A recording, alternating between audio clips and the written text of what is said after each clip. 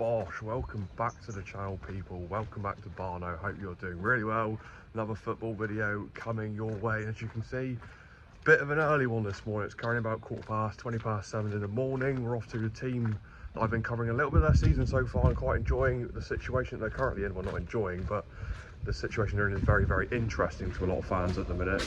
Plymouth are Guile, so we're going up there. They have an early kick-off today, and most of the games I've gone to have all been 3 o'clock, so my first early kick-off going to be ticked off there at 12:30. So we're watching that game today in person, and then later on, Liverpool, the team that I support, play at 5:30 tonight against Leeds United, which I'm kind of not looking too forward to because we're still having a wretched season ourselves. But last time we was up at Plymouth, we watched them draw. I think it was a 1-1 to Wigan. Not the most entertaining game of football, the most craziest game of football to watch, but it was a draw at the end of the day. Since then, there's a lot to break down, a lot of news that's gone on, a lot of things that are going on at the same time. Yeah, their situation is currently a bad one, very, very bad one. Since we watched them last, I thought things might get better again. 23rd in League One now. They have now basically confirmed themselves into a relegation battle, which no team wants to be in, and now staring down the barrel at League Two. So potentially a back-to-back relegations, which is probably one of the worst things you could have as a football club, which actually happened to Luton Football Club. Actually, Luton were a Premier League team. They got relegated to Championship, and now they're relegated to League One. Same thing might happen with Plymouth here, where they get relegated from the Championship instead, and then from League One to League Two by the end of the season, if things don't pick up soon. So we're now about, I'd say, near enough halfway through the football season now. Coming to December, Christmas Day. Their opponents today, quite tough team actually, Bradford City. Now Bradford are actually 3rd in the league at the minute. Recently we've kind of been doing little football chat videos at home, my little mini studio, Barno studio, is coming along very nicely. So I appreciate everyone supporting that. But yes, we are back out on the road today, watching football, going out, adventuring, capturing all the action, all the drama, the good days, and also happy Christmas, because Christmas is also not a few days away, still a lot of days to go yet, but Christmas is around the corner. But if you want to see me do a 15k, so the 10k calorie challenge, which I smashed, a lot of people said, if you want to do a 15k calorie challenge on Christmas Day, do let me know, smash the like button, put a comment down below. But let's get travelling to Plymouth, go watch the football, chat about the situation when I actually get to Plymouth City Centre. Bit more woken up now. I've had a couple monsters and an iced caramel macchiato from Starbucks, so I do start to feel alive. Currently about 10:30 in the morning, currently on the way to Home Park. There is a lot to break down with Plymouth since we've actually last watched them. They had a forum this week with a chairman, Paul Byrne, who's the new CEO, and Derek Adams, who used to manage Argyle, who's now come back as a director of football. So I basically made a TikTok this week, about a 3-minute clip talking about that. So what I'm going to do is I'm going to put that clip in here in a minute, and I'll put it side to side and show you my fantasy team for the week. My FPL is still absolutely rotten, but we are getting somewhere.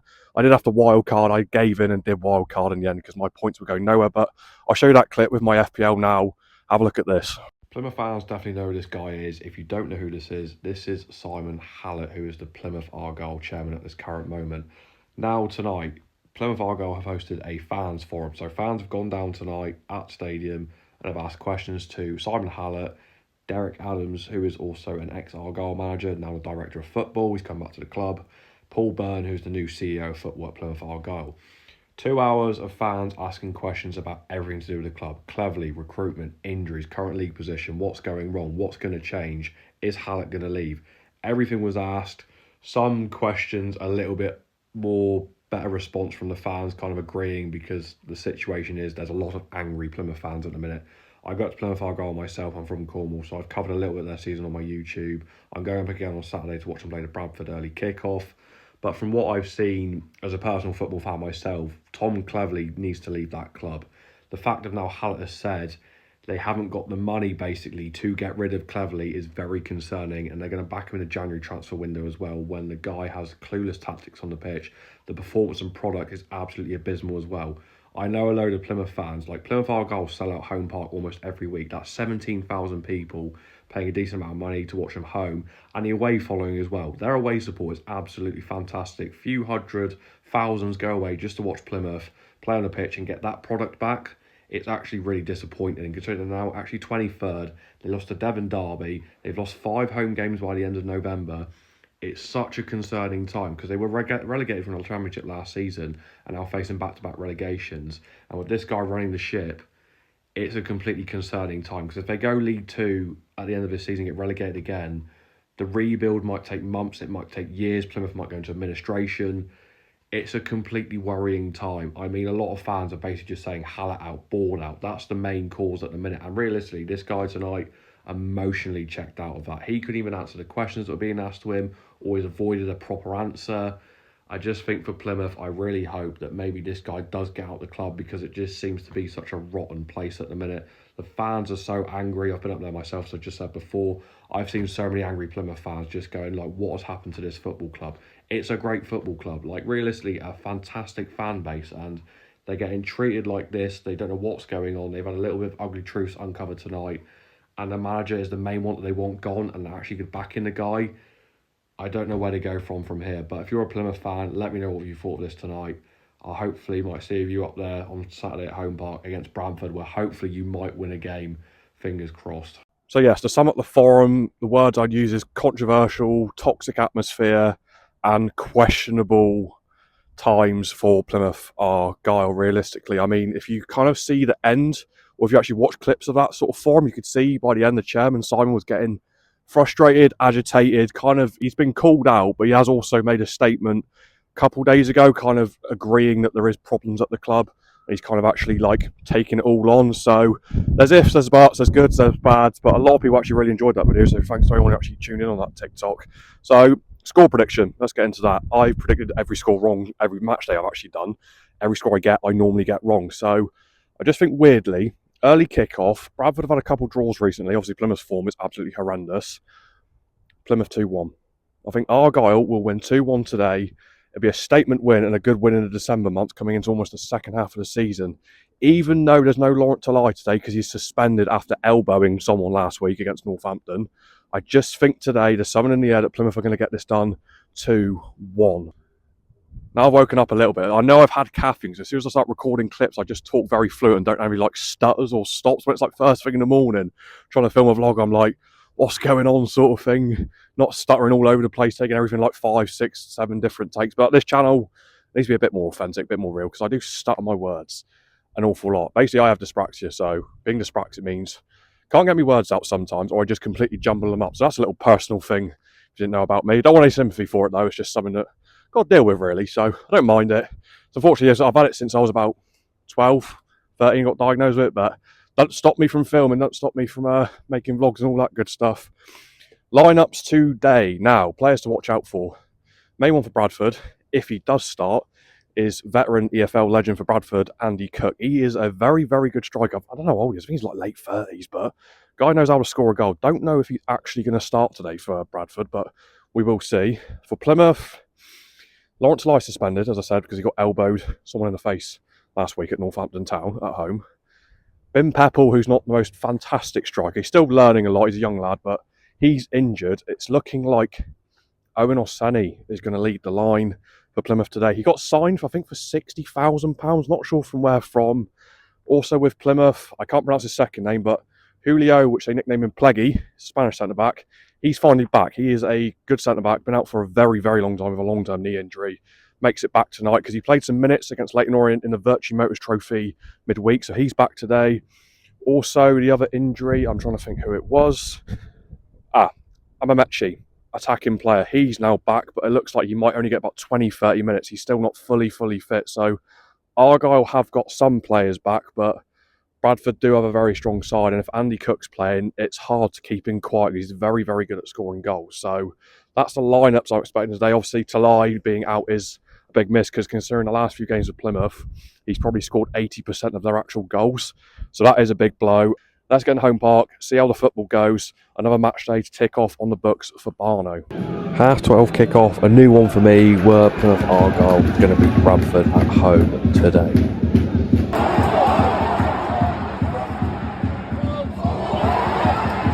Massive opportunity in the first couple of minutes for Argyle.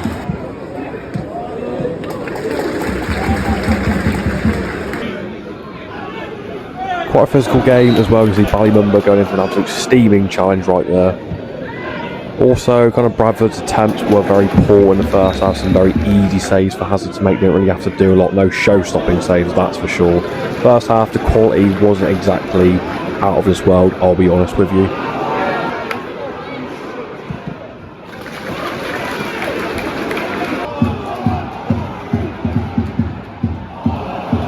Biggest chance of Plymouth, I'd say, Orsini right there with a shot off target. Another good challenge there from Alexander Mitchell. Plymouth defensively in that first half, kind of doing everything that they needed to do, really. There's an offside goal that was called up here. Fans did get carried away, but it's also another offside goal for Plymouth, which seems to be a common thing every time I've actually watched Argyle. There's another big chance there. Huge intervention from the Bradford defence to actually stop Plymouth from scoring. But first half done, 0-0. Plymouth the better team defensively and going forward.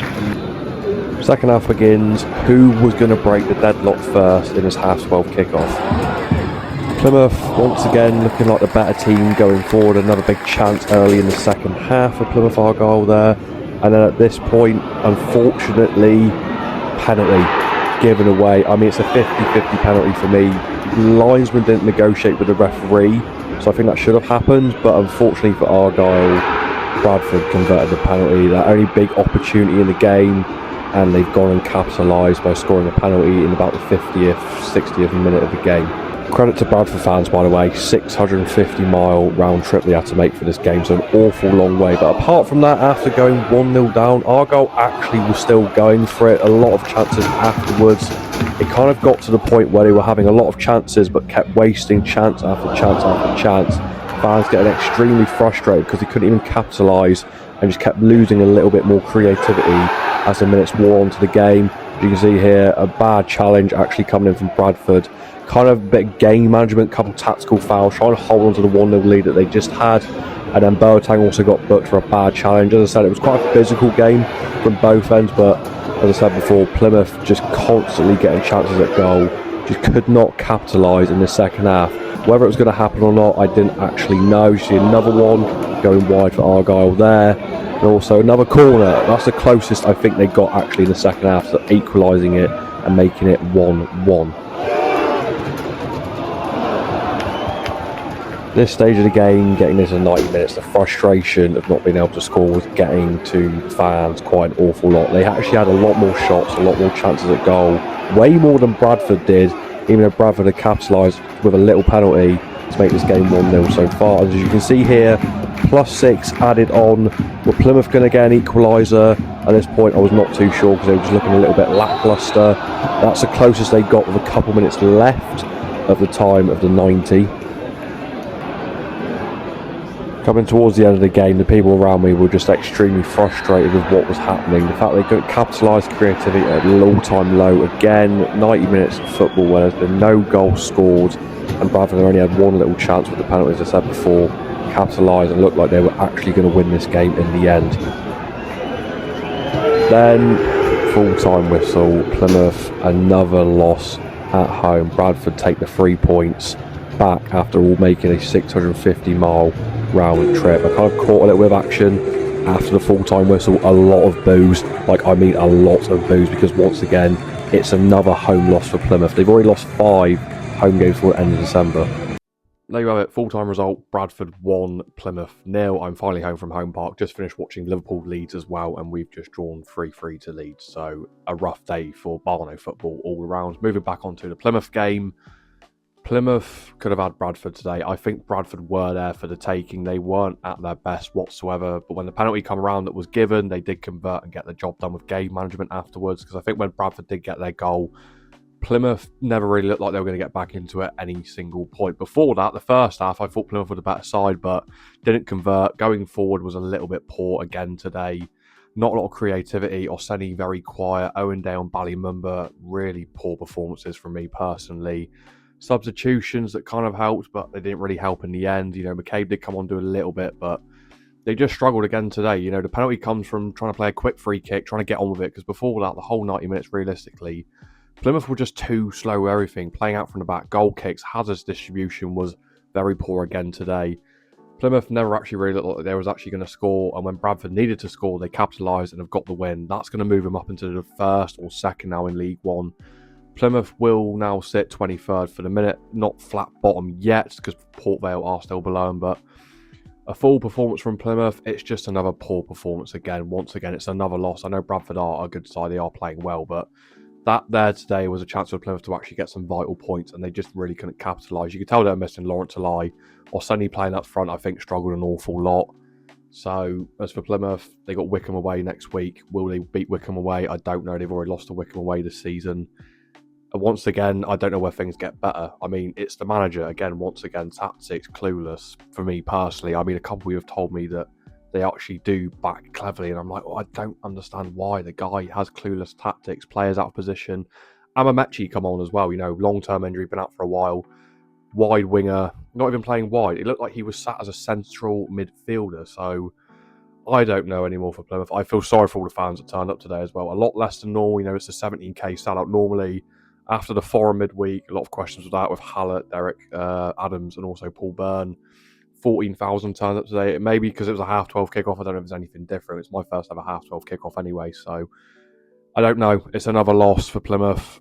No momentum going forward. Not sure where it's going to go from here. January window is around the corner, so maybe a couple transfers coming in soon to try and help them out, but it's just another loss and another sort of staring down the barrel at League Two again for Plymouth, one step closer to staring down the barrel at League Two. So I hope things do get better, as I always say, but at the minute I can't see where it changes. So that's my thoughts on today's game, and that's pretty much going to wrap up this video as well. A lot of football pain for me. Plymouth, unfortunately, have got another loss. Liverpool have also drawn to Leeds away, as I just said before, but hope you have enjoyed the video. If you do like the football content, do let me know, and also like, comment, subscribe. Engagement always means a lot on my YouTube channel. Loving all the football videos, loving all the other sort of videos as well.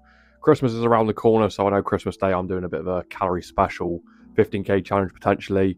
Do let me know about that, but apart from that, that does end the video. Hope you enjoyed your weekend. Hope you've enjoyed this video. I'll see you on another video very, very soon.